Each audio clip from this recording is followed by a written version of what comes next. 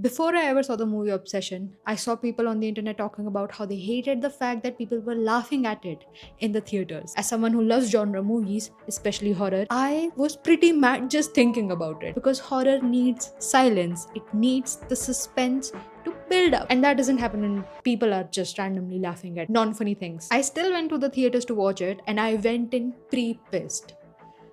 But to my horror, pun intended, I found myself laughing. What have I become? Have I become a normie?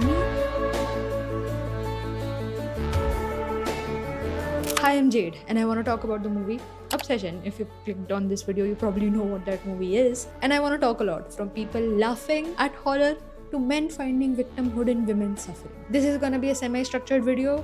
And if you've not watched the movie before, there are going to be spoilers. So do find the timestamps below and let's get talking. It would be shocking to know if a Curry Barker sketch has never crossed your feed ever. But if it hasn't, what's your body count? Oh, everybody's gotta say it. Everybody's gotta say it. Everybody's gotta do it. Everybody's gotta say it. Everybody's gotta do it. his comedy skits are some of the most absurd concepts that just go on for too long and build too high. So when a guy like that made a theatrical debut with a horror movie, I had to be there to see it. But then I kept hearing people talk about how people were laughing at the movie in the theater, so I was kind of iffy about actually going into the theaters to see it. What the fuck is so goddamn funny? Tell me why almost every single person in that theater was belly laughing, guffawing at all of the most disturbing and upsetting scenes. And then they pushed the digital release. So I was left with no choice. I was sitting there in the theater already spewing in the hate of all of these people who are just gonna start laughing at the movie. That was not the worst part. I found myself laughing too. And no, it was not a macho, nervous, haha, it's not even that scary kind of laughter. I like watching horror. I don't get scared that easily. Some of the scenes were genuinely funny. For example, on the first night where we see Nikki is in Bear's house, when she's standing in the corner and doing her own thing, and she tells Bear to just go back to sleep, and he goes back to sleep. I don't know how you don't laugh at that because the normal of us, we have a fight, flight, and freeze. Apparently, Bear just has a fight, flight, and sleep. How could you go back to sleep in that moment? Okay. Sleep. That's no way I could sleep. Go back to sleep. Yeah, okay, buddy. I don't know why you're doing that. But all of these moments are also kind of the strength of this movie because that scene is directly followed by the scene of Nikki screaming and walking in with that flower pot, and I heard people scream, literally scream all around me. Everyone screamed. So when the movie is giving you these downtime of inactions, it's gonna catch you off guard. And it makes sense because the movie is made by a director who takes these absurd concepts and just take them too far. The genuine horror of this movie comes from the inaction of so many people rather than the actions of Nikki or anyone else involved. Somehow Curry himself was surprised that people were finding some scenes of the movie funny. Well, we had like a test screening where I got to see reactions for the first time, and people were reacting to that test screening. That's when I knew. I was like, okay, thank God. Like, and some surprising reactions, like laughing when he lays back down, and even laughing when she yells stay and he lays back down for that. Like that got a laugh, and I don't know if I ever expected it to get the amount of laughs that it's getting. See, comedy and horror are siblings who went through childhood trauma, but one became a goth in high school and then went on to become a musician. The other was the Klaus clown who went on to become a theater actor. They share the same DNA. They both need a platform, they both need a build-up, they both need a release. The difference between the two of them is one makes you shit your pants, the other makes you piss your pants. Pick your poison. When people sometimes laugh at the uncomfortable holds of the horror, I feel like it kind of makes sense because some of those moments are genuinely funny for their absurdity because both comedy and horror work on absurdism, and this movie genuinely has some dark humor moments. But what this movie never is inconsequential. It's never silly. Every single action has a consequence. If anything, this movie is about the instant consequences of Bear's actions. You can't help but laugh when the camera reveals the duct tape door because we know it doesn't work. Probably Nikki also knew that it does not work, and you laugh at that moment. But immediately you realize the headspace that Nikki is in. She is trapped and she doesn't know how to make Bear love her, and for her, love has just become the physical closeness that they have in all the scenes that we see before in that montage. And now that she does not have the job and Bear is gonna go to that job, how does she make Bear stop? She could have probably boarded up that door, and from what we know of Bear, he probably would have slept through it, but she didn't. She used duct tape and duct taped the whole door. And that is kind of horrifying because that is a childish mindset she is in. And the fact is, she is sort of a child without Bear. She physically cannot move or function without Bear being there. So you laugh in that moment, but then you are hit with that instant realization of what Nikki is actually going through. Also, just because I'm explaining Nikki's potential train of thought in the movie, that does not mean I am supporting her reason to stop anyone's access from leaving. I don't think anyone's access to leave a situation at any time should be taken away. But no one would know that better than Nikki herself. There has been so much discourse about what this movie really is about and who is the villain of this story. Since Nuance is dying, I'm going to preface all of what I'm about to say with I don't think there is any black and white, right or wrong answer when it comes to art, cinema, media, books, anything. Even if the director comes out tomorrow and says, this is exactly what I wrote the movie about, that does not mean that is what the movie will be perceived to be or is really about. Even when the actors come out and say, this is what I portrayed the character as, that does not mean that is what the character actually is. Once the piece of media, piece of whatever is out there in the world, you lose control over it. It's up to interpretation, it's up to the context, the political context, the societal context, the context of the reader who's reading it personally. For example, 1984 by George Orwell came out after the Second World War. If you were to read it at that time, you'd realize that it is mostly about consequences of the war, Soviet Union, people being under this constant paranoia of being watched and what the future would look like. But if you read it right now, it's still relevant because you can apply the text to the context of what we have today. For example, the AI dependency on these devices. Does that mean just because George Orwell did not write it about AI, interpreting it as a critique of the constant surveillance we are under, is that wrong? No, it's not wrong. And that is the best part about media, art, anything you want to call it, whatever term feels more comfortable to you. Anyway, all of that to say, Bear's actor came out to talk about how he did not portray Bear thinking he was the villain. And I think it really helped in portraying this teddy bear, can't harm a fly kind of nice guy character, because most of these kind of people don't think they are the villain. Because if they did, we'd have villainous monologues and evil laughter, not lack of shower, and a huge amount of entitlement. If you want to understand who the real villain of this story is, the tone of it is set in the first scene where Ian is helping Bear trying to pretend confess love to this waitress, and when she tries to give inputs into anything, they're like, yeah, you're done, you can just go, thanks for whatever. And they don't listen to her because of course they know the women better. What does this woman know about women? Am I right, fellas? So we cannot really trust Bear's perspective here. We have to look at the more objective clues. Is the wishing willow inherently evil? There is an abundance of evidence that it's actually not inherently evil. It literally gives you what you ask it. When Ian asked for $1 billion, he got $1 billion. When we see Bear sleuthing through those Reddit threads, I don't know what they were calling it in the movie, there were people who were talking about, yes, it worked. My mom wanted to be hot. She's hot now. And even the shopkeeper in that crystal shop said that the wish he asked for was granted. So we know that it wasn't wishing Willow's trickery or something that did this to Nikki. It was Bear's wish itself. The wish is what was evil. Nikki thinks of Bear as her younger brother. In no way in this world would she ever love him in a romantic way. So the only way this wish could be fulfilled is for some entity to take place in Nikki's body whose whole purpose would be to love Bear more than anyone in this fucking world.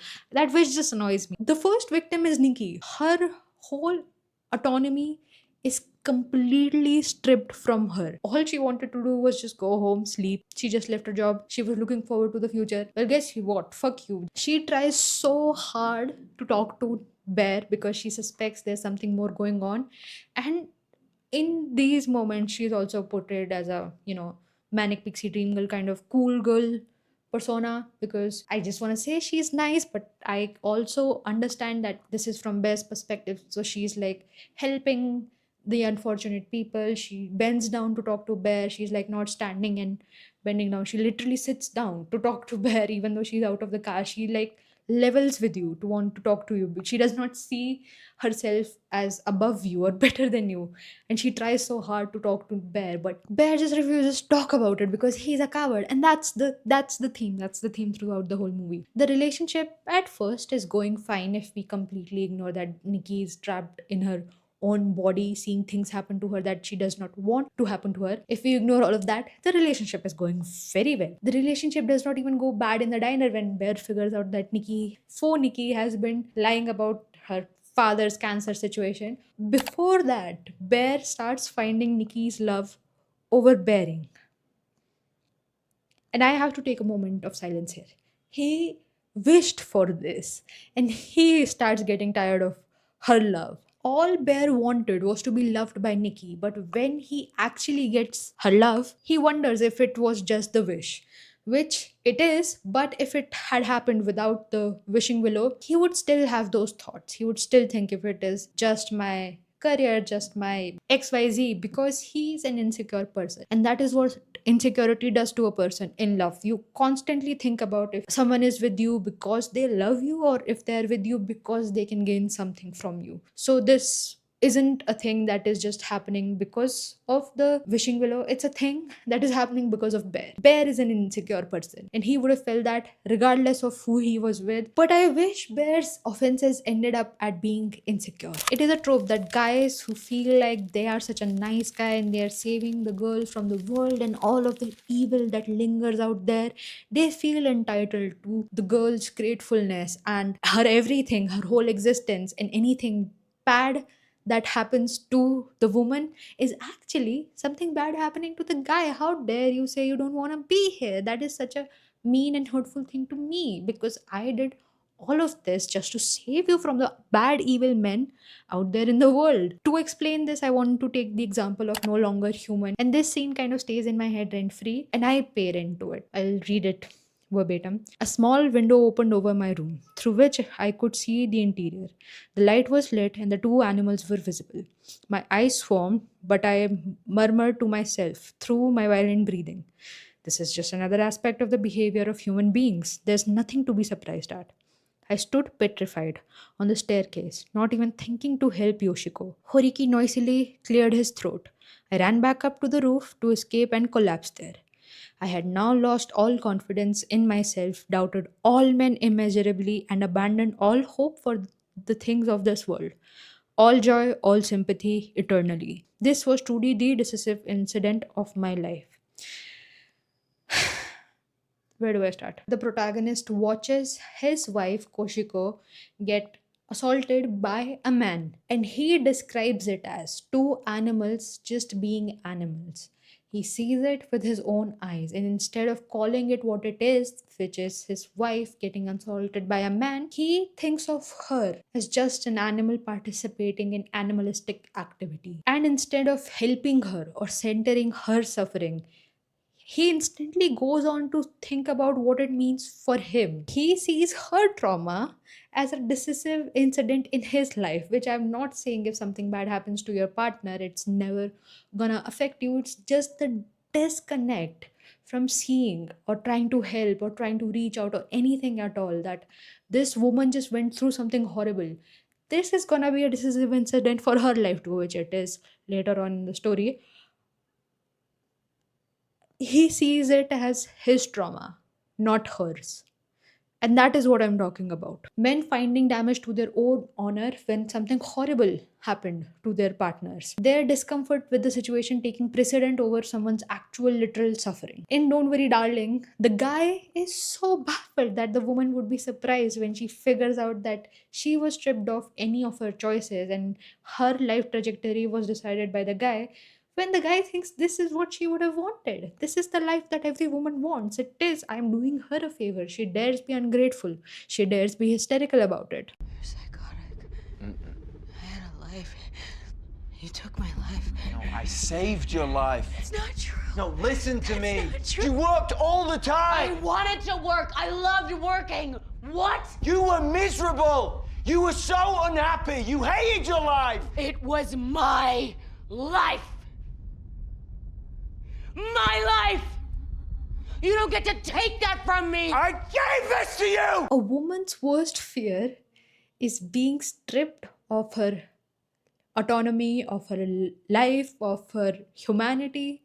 A man's worst fear is being told no and being made fun of, maybe. We see this with Bear. He doesn't want to have an uncomfortable conversation with Nikki because he fears she'd say no. He doesn't want to have an uncomfortable conversation with Ian because he thinks Ian will be like, yeah, I felt like there's something going on. Why would she be ever into you, right? We see this in him asking for the wish to be altered, not cancelled.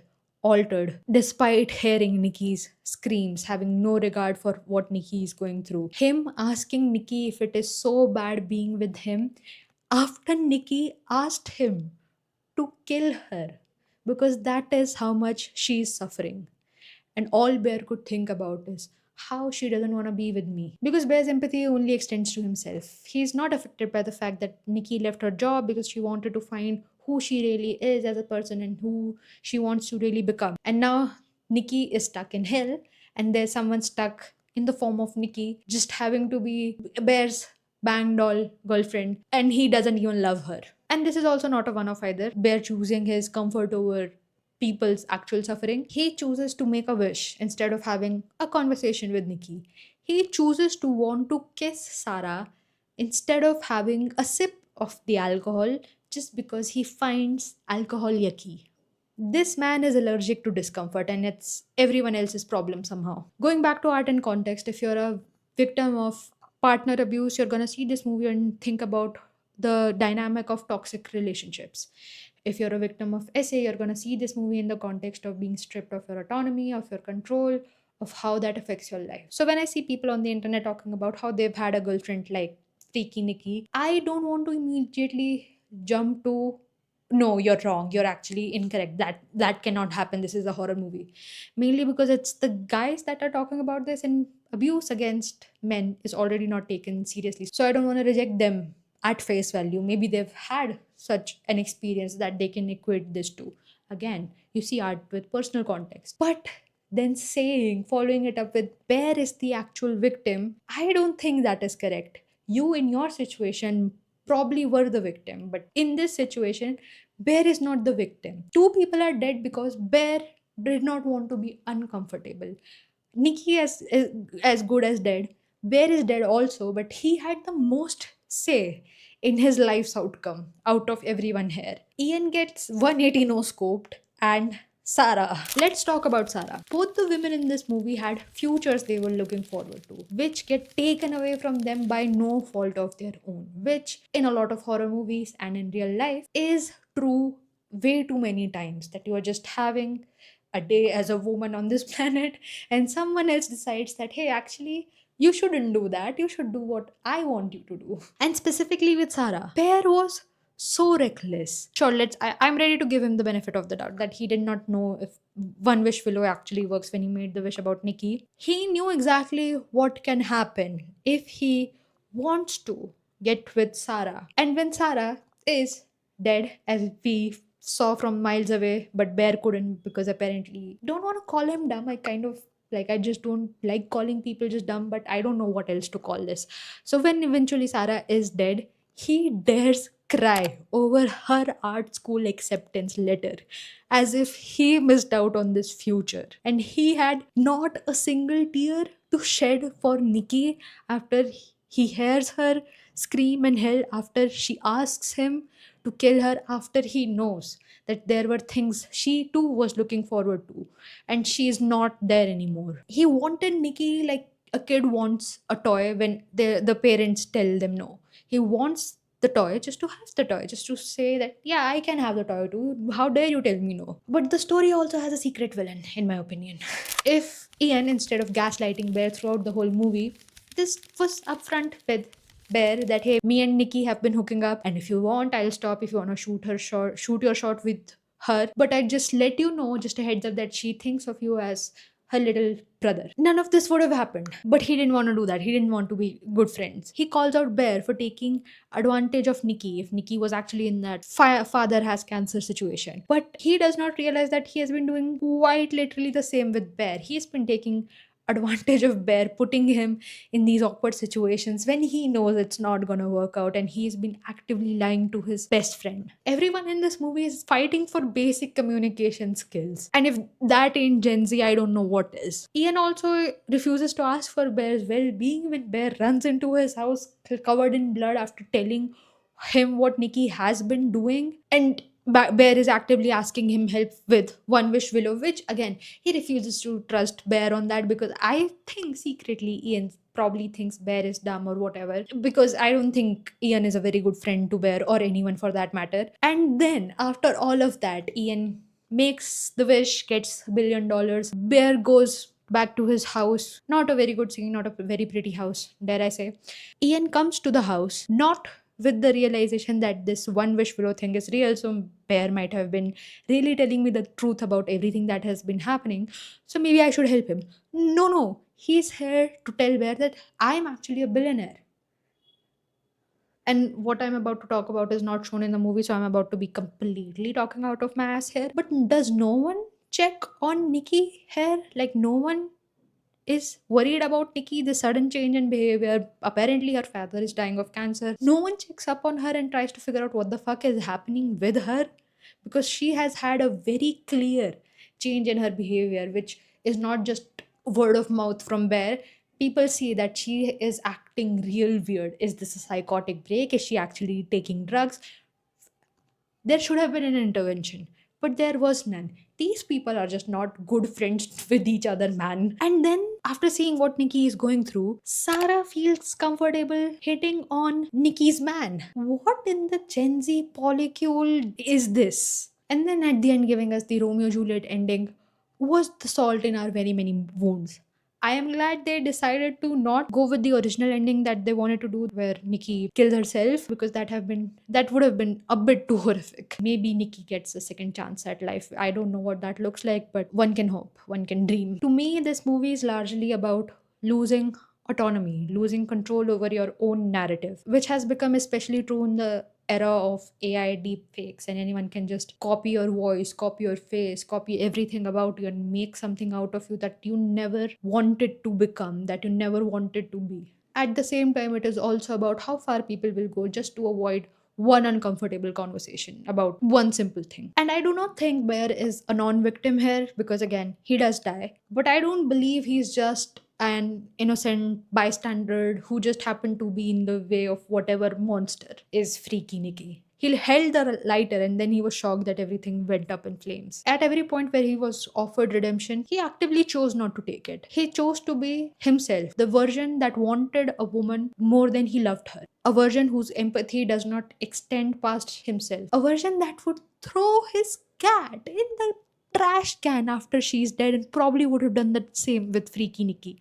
What is this, man? The movie does not portray Nikki as a silhouette of herself for us to take it as her whole being, her whole self doing this to Bear, knowing and being in her whole mind. It is a fragment of what Bear wanted her to be. The movie is not about what if your crush loved you back and the love was a bit too much. The movie is about what if someone wanted you more than they loved you. When someone is so obsessed with you that they cannot see you as anything more than a fragment of their own desires. Overall, I do really like the movie for what it is, an indie production which was shot in 20 days from a debut director. I wish some aspects were explored more, but for what it was, it looked very well done, especially the cinematography and the set design and everything was so good. It is scary, it is genuinely scary in a lot of moments. They were able to achieve a lot of good things with the limited resources that they have. Their best resource was Indy though. Her acting, she was acting mogging everyone on the set, and I wish to see a lot of stuff from her, and I hope she doesn't get typecasted, because I would love to see some emotional characters from her and whatnot. I would also like to see more stuff from Curry Barker, especially horror. Seems like he likes to do horror, but I will keep an eyebrow raised because I think horror for him might be suffering women. So let's hope that is not the case. And yeah, let me know if you like the movie, if you've watched it. Did you find it scary?